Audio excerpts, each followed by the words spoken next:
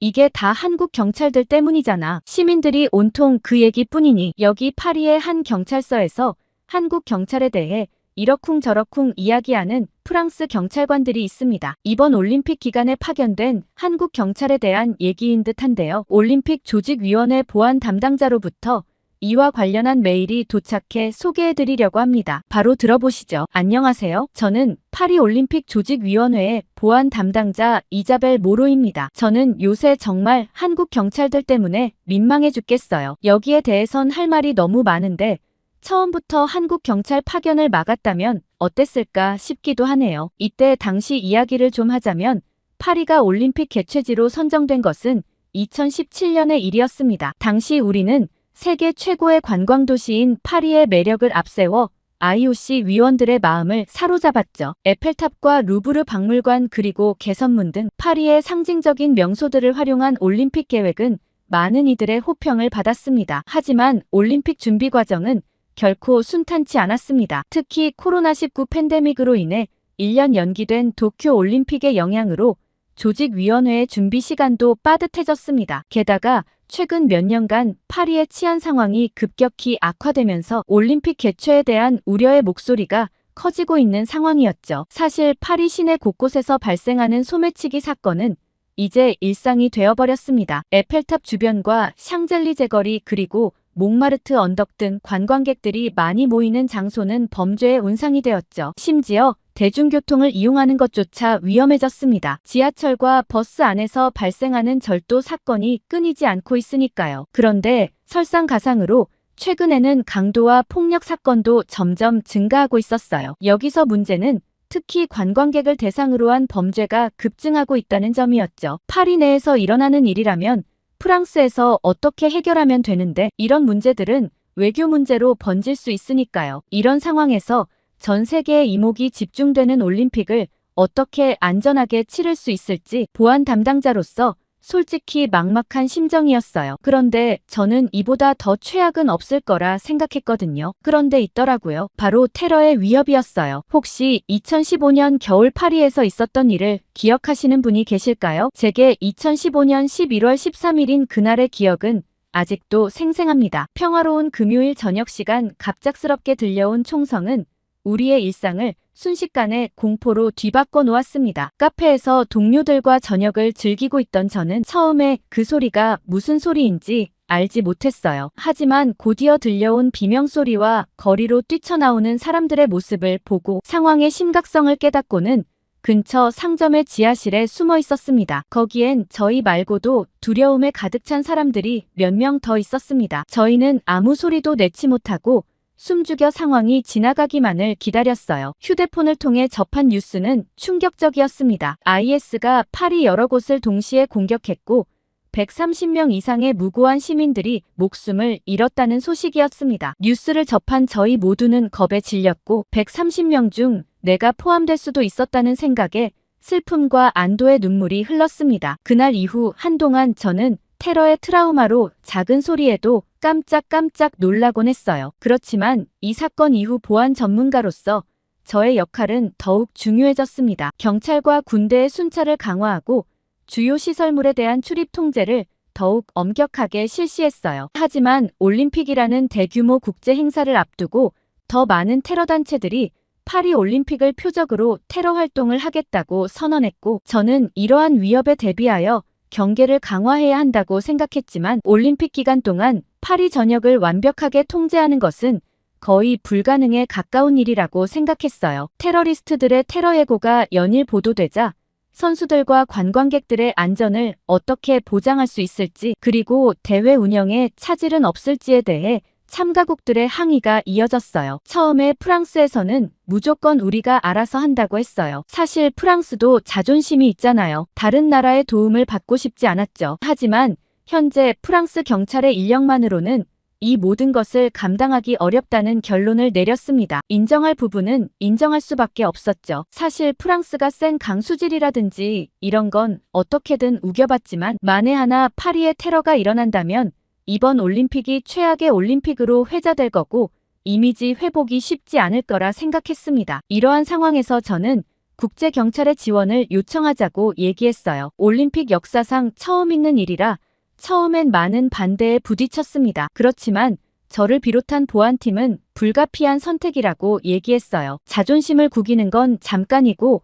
안전한 올림픽을 치렀다는 기억은 영원할 거라고 얘기했죠. 결국 프랑스는 이 일을 허락했고 저희는 참가국 206개국 중 어느 나라의 요청을 지원할 것인지 신중하게 생각했어요. 저는 이번 경찰 지원에 한국은 무조건 들어가야 한다고 강하게 주장했습니다. 우선 한국은 2018년 평창 동계올림픽을 성공적으로 개최했는데 그 당시 역대 가장 안전한 올림픽으로 국제적인 찬사를 받았어요. 저는 한국 경찰의 올림픽 운영 노하우와 더불어 첨단 보안 기술을 배우고 싶었습니다. 사실 올림픽 운영보다 한국 경찰들의 보안 기술을 배우고 싶다는 마음이 더 컸어요. 한국 경찰들은 인공지능과 보안 프로그램들을 활용해 범죄 예방 및 검거에 전문적인 기술을 많이 사용하고 있다고 하더라고요. 거의 범죄 검거율이 99%에 달할 정도로 높은 검거율을 자랑했어요. 그리고 특히 한국이 잘하는 사이버 범죄 대응이나 테러 방지 등 특수 분야에서 뛰어난 능력을 가진 경찰들의 도움을 받을 수 있을 거라 생각했죠. 그렇지만 일부 나이든 보안팀 요원들은 반대의 목소리를 냈습니다. 한국이 도대체 뭘 할 수 있다고 그렇게 한국팀 지원을 요청하는 거냐고 얘기했죠. 우리보다 후진국인 한국에 보안 요청을 하는 것 자체가 프랑스 경찰력을 무시하게 만들 수 있다고 했죠. 저는 지금 이미 한국 경찰력이 더 우수한데 무슨 소리를 하는 건가 싶었습니다. 그런데 대부분의 보안팀들이 한국 지원에 대해 강력한 찬성표를 냈고 결국은 한국의 지원 요청을 할 수 있게 되었어요. 그런데 일부 보안 요원들은 끝까지 언어와 문화 차이가 있을 거다. 그리고 지휘 체계에 혼선이 일어날 거라며 비판만 늘어놓았죠. 저는 두고 보시라고 당당하게 얘기했습니다. 일단 한국 경찰들이 오면 납득하실 수 있을 거라 얘기했죠. 저는 혹시나 한국에서 받아들이지 않아서 보내주지 않으면 어쩌나 그게 더 걱정이었죠. 그렇게 프랑스 정부는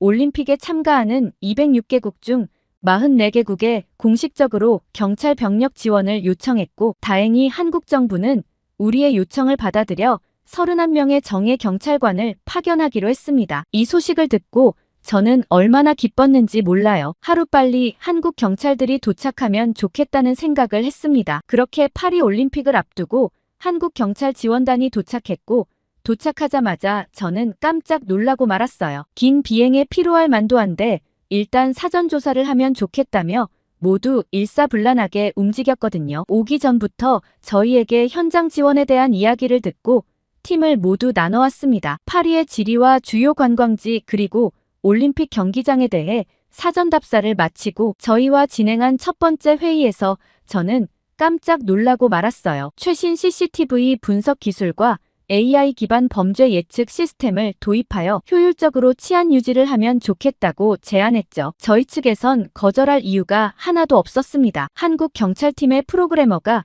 저희 컴퓨터에 관련 프로그램을 깔고 난 뒤 저는 실시간으로 데이터 분석이 되는 장면을 보고 놀랄 수밖에 없었어요. 한국 경찰 협력에 대해 의구심을 가지던 사람들도 놀란 듯한 눈빛을 보였다는 걸 알 수 있었습니다. 그러던 어느 날 저는 파리 경찰관 한 명과 현장을 둘러보고 있다 깜짝 놀랄만한 장면을 목격했어요. 아마 그날을 계기로 파리 경찰관들의 생각도 180도 바뀌었던 것 같아요. 한국 경찰은 도착했지만 이제 막 활동을 시작했고 그 전부터 올림픽과 맞물려 밀려드는 소매치기 접수에 신경이 곤두서 있었어요. 그때 눈에 띄는 3명의 동양인이 보였습니다. 그들은 관광객처럼 보였지만 뭔가 달랐습니다. 처음에는 그들도 소매치기 일당이 아닐까 의심했어요. 제 옆에 있는 파리 경찰린도 그들을 주시하고 있더라고요. 저 아시아인들이 뭔가 수상해 보인다며 소매치기 일당이 아닐까 의심된다고 했죠. 그렇지만 섣불리 행동할 수 없었기 때문에 지켜보기로 했고 그들의 행동을 자세히 관찰할수록 단순한 관광객이나 범죄자가 아니라는 걸 깨달았습니다. 그들의 눈빛은 주변을 예리하게 살피고 있었고 움직임은 조금 더 민첩해 보였습니다. 그 순간 저는 머릿속으로 번뜩 한 얼굴이 떠올랐어요. 그중 한 명의 얼굴이 한국에서 파견된 경찰관의 얼굴과 겹쳐 보였던 거죠. 사복을 입고 현장을 둘러보는 중이라 저희가 못 알아봤던 거였어요. 저는 한국 경찰들을 몰래 지켜보기로 했습니다. 한국 경찰관들은 마치 실제 관광객인 것처럼 자연스럽게 행동하면서도 주변의 모든 상황을 놓치지 않고 관찰하고 있었습니다. 한국 경찰들은 그림자 추적 기법을 활용하여 소매치기 검거를 하겠다고 얘기했는데 그 기법이 실제로 어떻게 작동하는지 볼 수 있는 기회였습니다. 약 20분쯤 지났을까요? 한국 경찰관 중 한 명이 미세하게 고개를 돌려 동료들에게 신호를 보냈습니다. 저는 그들의 시선을 따라 주변을 살폈고 곧 수상한 3명의 남성을 발견할 수 있었습니다. 그들은 관광객들 사이를 자연스럽게 돌아다니고 있었지만 뭔가 의도적인 움직임이 느껴졌습니다. 한국 경찰관들은 마치 서로 모르는 사람인 것처럼 행동하면서도 조금씩 수상한 남성들에게 접근해 갔습니다. 그 움직임이 너무나 자연스러워서 제가 의식하지 못했다면 절대 눈치채지 못했을 거라 생각했어요. 옆에 있던 파리 경찰관이었던 린도 한국 경찰들의 움직임에 감탄했습니다. 갑자기 그때였어요. 일순간 상황이 긴박해졌습니다. 수상한 남성 중 한 명이 한 여성 관광객의 가방에 손을 뻗었고 그 순간 마치 영화의 한 장면처럼 한국 경찰관들이 동시에 움직였습니다. 그들은 번개 같은 속도로 세 남성에게 접근했고 순식간에 그들을 제압했습니다. 팀으로 이루어지는 소매치기 일당 3명 모두를 동시에 검거했죠. 주변의 관광객들이 놀라지 않도록 프랑스어로 한국 경찰이고 소매치기범을 제압 중이라고 크게 외쳤어요. 다들 잠시 혼란스러워했지만 곧 상황을 이해하고 안도의 한숨을 내쉬었습니다. 저희는 재빨리 그들에게 다가가 상황을 확인했습니다. 한국 경찰관들은 이미 3명의 소매치기범을 완벽하게 제압한 상태였고 증거물도 확보해 놓은 상태였습니다. 한국 경찰의 전문성과 신속한 대처 능력에 깊은 인상을 받았습니다. 린은 한국 경찰이 뭐 할 수 있겠냐며 처음엔 걱정스러워했는데 막상 한국 경찰들의 실력을 눈앞에서 보고는 감탄한 듯 보였습니다. 한국 경찰관에게 한 가지 질문을 했죠. 도대체 어떻게 알아냈냐고 물어봤고 한국 경찰관 중 한 명이 미소를 지으며 대답했습니다. 의심되는 인물을 먼 거리에서 은밀히 관찰하며 증거를 수집하는 방식을 사용했고 이 방법을 쓰면 범죄자들이 범행을 저지르는 순간을 포착할 수 있다고 설명해 주었어요. 그런데 린은 한국 경찰들의 모습에 소름 돋는 점이 한 가지 있다고 했습니다. 한국 경찰들은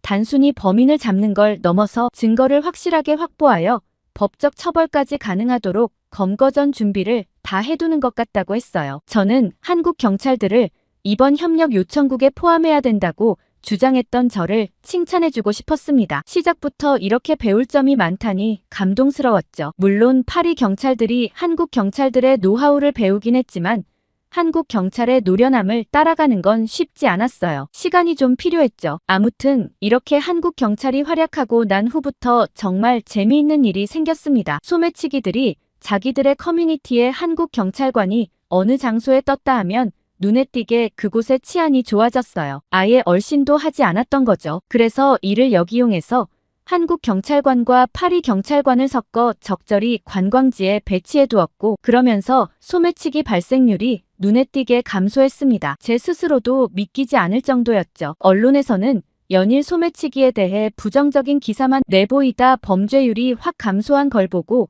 파리 경찰과 조직위 보안팀을 칭찬해댔지만 저는 이게 다 한국 경찰들의 공이라는 걸 알고 있었어요. 약간 부끄럽기도 했죠. 칭찬을 저희가 받는 것 같아 민망하기도 했지만 한국 경찰들은 전혀 개의치 않았습니다. 어쨌든 범죄를 해결했으니 몫을 다한 거라고 얘기했죠. 한국 경찰관들의 이런 겸손한 태도도 제겐 꽤 인상적이었어요. 그렇게 한국 경찰들 덕분에 올림픽은 수월하게 진행되었고 그날은 배드민턴 경기가 있던 날이었어요. 저는 한국 외사과에 근무하던 정하늘 경정과 함께 배드민턴 경기장으로 향했어요. 정하늘 경정은 새내기 경정이었는데도 뛰어난 능력과 열정으로 한국에서도 주목받는 인재라고 하더라고요. 프랑스어도 잘하는 능력자라 소통해도 전혀 불편함이 없었습니다. 정하늘 경정은 오늘 배드민턴 결승 경기를 보게 되어 너무 긴장된다고 얘기했어요. 어제 밤부터 잠을 못 잤다고 하더라고요. 그 이유를 물어봤는데 깜짝 놀랐어요. 저는 정하늘 경정의 이야기를 듣고 마치 한 편의 영화를 보는 듯한 느낌이 들었어요. 정하늘 경정은 오늘 경기하는 안세영 선수에 대한 이야기를 해주었거든요. 저는 은메달을 이미 확보한 안세영 선수에게 그런 엄청난 이야기가 숨겨져 있을 거라곤 생각도 하지 못했어요. 인간적으로 너무 멋지고 하늘 경정의 이야기를 들으면서 소름이 끼쳤죠. 안세영 선수는 2018년 자카르타 아시안게임 때 중국의 천이페이라는 선수를 만나 예선도 탈락했다고 해요. 그러고 도쿄올림픽 8강전에서 또 같은 선수에게 져서 메달권에도 못 들었다고 했죠. 솔직히 그 정도라면 포기할 만도 하다고 생각했거든요. 몇 년을 이기지 못한 선수니까요. 남들은 다 좌절할 법한 경기 결과였는데도 안세영 선수는 오히려 더 이악 물고 훈련을 했다고 했어요. 그 다음 2022년 항저우 아시안게임 때 매번 졌던 천이페이 선수를 상대로 승리하여 금메달을 차지했다고 하더라고요. 심지어 이번 파리올림픽에서 천이페이 선수는 이미 탈락한 상태였어요. 그런 반면 안세영 선수는 은메달을 이미 확보했죠. 이게 바로 영화가 아니고 뭘까 싶었고 안세영 선수에 대한 이야기를 하는 정하늘 경정의 눈이 반짝였어요. 자기 선수를 이렇게까지 응원하는 모습이 귀엽기도 했죠. 그렇게 저희는 배드민턴 경기장으로 향했고 결승전인 만큼 엄청난 인파가 몰렸습니다. 특히 한국과 중국 응원단들이 굉장히 많았어요. 그런데 중국 응원단들은 조금 이상했습니다. 제가 알아들을 순 없었지만 굉장히 과격하게 응원을 하고 있었거든요. 꼭 욕을 하는 것 같은 느낌마저 들었어요. 반면 한국 응원단은 정하늘 경정처럼 모두 두 손을 꼭 부여잡고 안세영 선수에게 기를 보내는 것처럼 간절한 눈빛이었죠. 그런데 저는 걸어 나오는 안세영 선수를 보고 깜짝 놀랐습니다. 안세영 선수의 무릎에는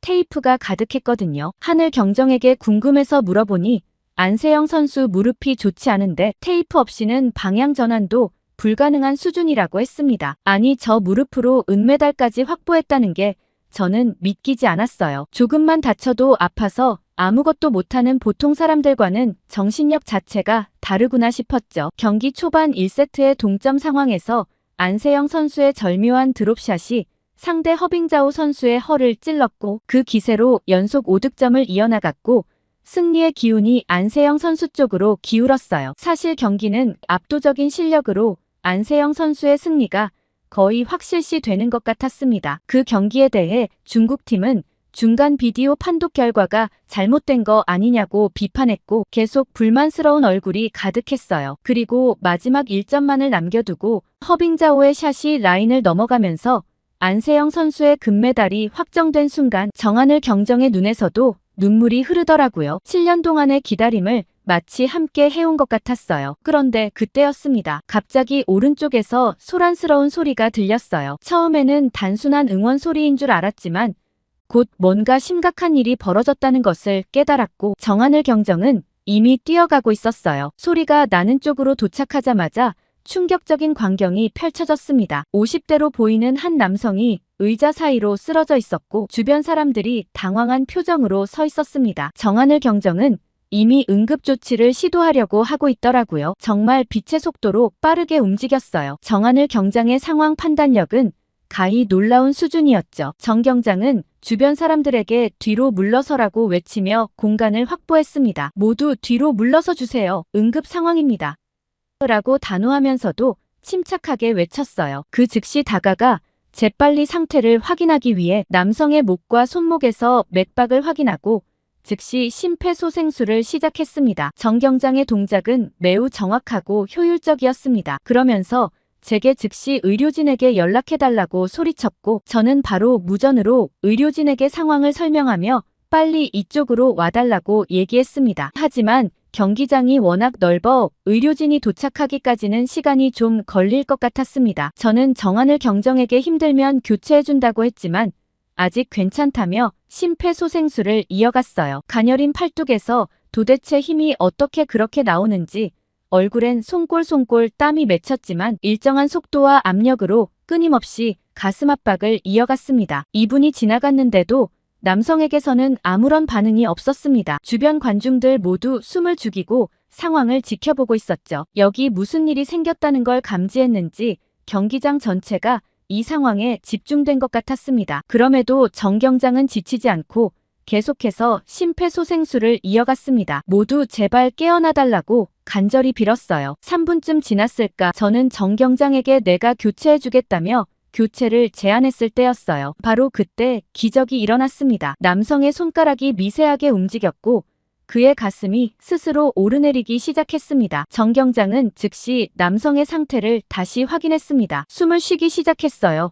라고 얘기했고 주변에서 안도의 한숨과 함께 박수 소리가 터져 나왔습니다. 바로 그때 의료진이 도착했고 저희는 남성의 상태를 상세히 설명해 주었습니다. 의료진은 신속하게 남성을 들것에 옮겼고 응급실로 이송했습니다. 사건이 마무리된 후 저는 정 경장에게 다가갔습니다. 이미 유니폼은 땀으로 젖어 있었고 얼굴은 피로해 보였지만 눈빛만은 여전히 또렷했습니다. 어떻게 이렇게 신속하고 정확하게 대처하실 수 있는지 물어볼 수밖에 없었어요. 외사과라 이런 응급 상황을 접하는 게 흔한 일은 아니라고 생각했거든요. 그러자 정 경정은 겸손하게 미소 지으며 이런 훈련을 꾸준히 한다고 얘기했어요. 한국에서는 모두 이런 상황들에 대비해 훈련을 자주 받고 있고 자기가 가까이에 있기 때문에 먼저 행동한 것뿐이라고 했죠. 저는 한국 경찰은 단순히 범죄 예방뿐만 아니라 시민의 생명을 지키는데도 최선을 다하는 구나 싶었고 정 경장의 발빠른 대처로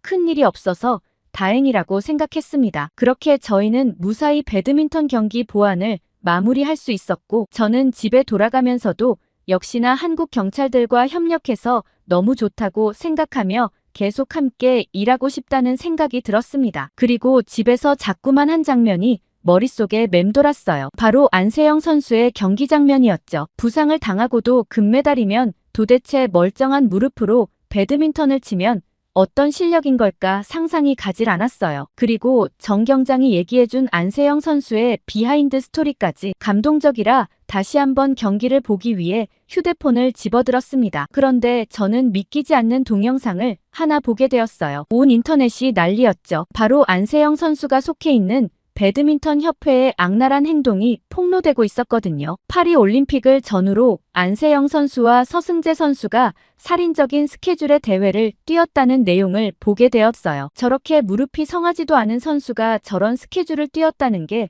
상식적으로 이해가 가지 않았습니다. 그런데 더 놀라운 건 비즈니스 사건이었어요. 중국 세계선수권 대회에 선수 6명과 임원 8명이 비행기를 타고 가게 되었는데 선수들은 이코노미석을 타고 가고 임원들이 비즈니스석을 타고 간 거였죠. 게다가 비용은 임원들 비즈니스표가 훨씬 비쌌습니다. 당연히 최고의 퍼포먼스를 내야 하는 선수들에게 좋은 자리를 주어야 하는 거 아닌가 싶었어요. 이건 완전 엉망이 따로 없었거든요. 저는 한국 사람도 아니었는데 배드민턴 협회의 이런 행동에 화가 치밀어 올랐어요. 도대체 한국 사람들은 이런 세계적인 선수를 푸대접할 수 있나 싶었죠. 차라리 프랑스로 귀화의 프랑스 국기를 달고 세계대회에 뛴다면 훨씬 잘해줄 자신이 있다는 생각까지 들었습니다. 게다가 무릎이 그렇게 아픈 선수를 제대로 치료해주지도 않고 이번 파리 올림픽에도 재활훈련사나 물리치료사도 한 명 데리고 가지 않았다는 게 충격적이었어요. 내가 안세영 선수라면 당장이라도 때려치고 나오겠다 싶었고 아니나 다를까 안세영 선수는 협회와 더 이상 함께 갈 수 없다는 입장이더라고요. 이참에 배드민턴 협회를 싹 다 물갈이를 하든지 안세영 선수가 따로 나와 선수 생활을 하면 좋겠다고 생각했습니다. 그렇게 한참을 안세영 선수의 기사에 빠져 인터넷을 돌아다니다가 저는 깜짝 놀랄만한 글을 하나 보게 되었어요. 바로 오늘 배드민턴장에서 있었던 정하늘 경장의 심폐소생술 이야기였죠. 한국 경찰이 사람을 살렸다는 내용의 글이 올라와 있었고 오늘 그 모습을 직접 옆에서 목격한 어느 관람객이 쓴 글인 것 같았어요. 글쓴이는 정 경관의 열정적인 모습에 굉장히 감동한 것 같았고 댓글에는 연일 한국 경찰관에 대한 칭찬이 이어졌어요. 심지어 요즘 소매치기가 없는 것도 전부 다 한국 경찰 때문이라는 글까지 달렸고 파리 경찰의 한심한 행태를 비판하는 글도 있었습니다. 한국 경찰 온 지 며칠 만에 파리의 소매치기 범죄율이 이렇게 줄어들었는데 그동안 파리 경찰들은 뭐 했냐는 내용이었죠. 그 내용에 있어 저도 찬성할 수밖에 없었습니다. 이번 한국 경찰관들이 파견되면서 한국 경찰의 우수한 범죄 검거 능력과 희생정신 그리고 최첨단 시스템을 접할 수 있었어요. 프랑스 시민들과 마찬가지로 저도 한국 경찰관이 돌아가지 않고 계속 프랑스에 남아서 기술을 협력해주면 좋겠다는 생각을 하게 되었죠. 그리고 그들의 모습을 보면서 한국이라는 나라에 궁금증이 생기게 되었고 한번 가보면 어떨까 하고 생각해보게 되었어요. 언젠가 한국 여행에 가게 되면 또 사연을 보내볼게요. 오늘 이자벨 씨의 사연 어떻게 들으셨어요? 한국 경찰과 관련한 기억에 남는 일이 있으시다면 댓글 많이 달아주세요. 구독과 좋아요 꾹 눌러주셨을 거라 생각하고 더 좋은 사연으로 돌아오겠습니다. 사연 제작소 감동필름이었습니다.